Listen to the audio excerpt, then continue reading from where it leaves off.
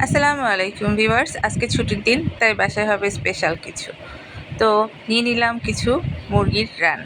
এই ড্রামস্টিকগুলো এই দেখেন কেটে কেটে নিয়েছি। আমি বানাবো তান্দুরি চিকেন। তান্দুরি চিকেন আমার বাসায় সবাই খুব পছন্দ করে, বাচ্চারা তো আরও পছন্দ করে। আর আমি আজকে 2 কেজিরও বেশি ড্রামস্টিক নিয়ে নিয়েছি, কারণ আমি আজকে বাসার সবার জন্য এই তান্দুরি চিকেন তৈরি করব আর সাথে কিছু রেখে দিব মেয়ের টিফিনের জন্য।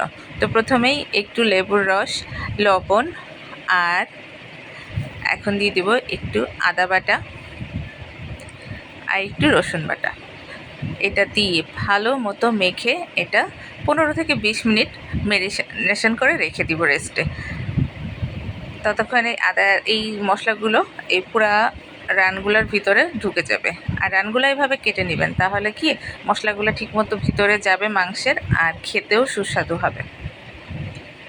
তো ভালো করে মেখে নিচ্ছি, মেখে একটা সাইডে রেখে দিব।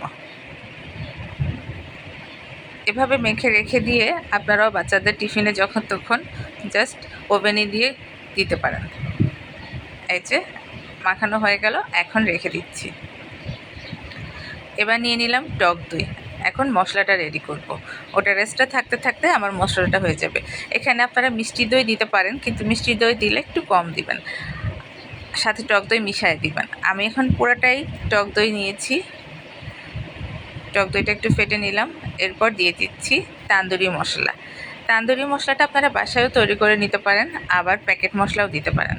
যেহেতু আমাদের এখন সময়ের খুব অভাব, তো আমি বলবো প্যাকেট মশলাটাই দিবেন। আর দিচ্ছি শুকনো মরিচের গুঁড়া। আমরা যেহেতু একটু ঝাল ঝাল খেতে পছন্দ করি, তাই শুকনো মরিচের গুঁড়াটা দিয়ে দিচ্ছি।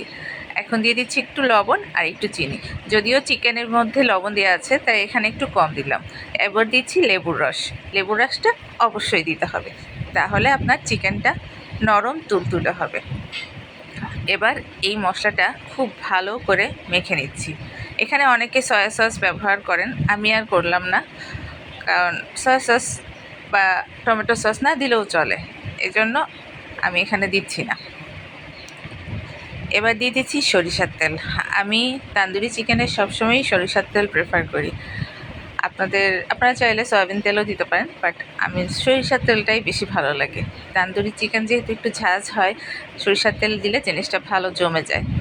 এই তো তেলটা দিয়ে এবার মশলাটাকে আরও ভালো করে মেখে নিচ্ছি। খুব ভালো করে মিশাইতে হবে। এই মিশানোটা ভালো হলেই আপনার তান্দুরি চিকেন খেতে ভালো লাগবে। এই তো নেড়ে নেড়ে মিশিয়ে নিলাম। এই তো হয়ে গেছে। এখন এই চিকেনটার মধ্যে মশলাগুলো দিয়ে আবার ভালো মতো মেখে নিব। খুব ভালো মতো মেখে নিচ্ছি, যাতে মশলাটা চিকেনগুলোর গায়ের সাথে খুব ভালো মতো লেগে যায়। যেহেতু একটু কেটে কেটে দেওয়া আছে, মশলাটা ভিতরেও ঢুকে যাবে, তাহলে খেতে ভালো লাগবে।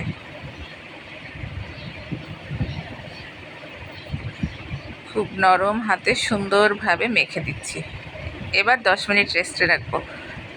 এখন 10 মিনিট রাখলেই এনাফ, খুব বেশি সময় রাখা লাগে না। 10 মিনিট রাখার পরে এই যে আমি ওভেনে এখন দিয়ে দিচ্ছি। ওভেনে আপনি 200 ডিগ্রিতে 30 মিনিট করলেই হয়ে যাবে। এর মাঝে আপনি একটু তেল স্প্রেড করে দিতে পারেন, অথবা না দিলেও চলে। আমি যেমন আর এক্সট্রা তেল দিইনি, জাস্ট উল্টিয়ে দিয়েছি। তারপরে দেখেন কি সুন্দর একদম খুলে যাচ্ছে, নরম তুলতুলে হয়েছে। সবাই ভালো থাকবেন। আল্লাহ হাফেজ।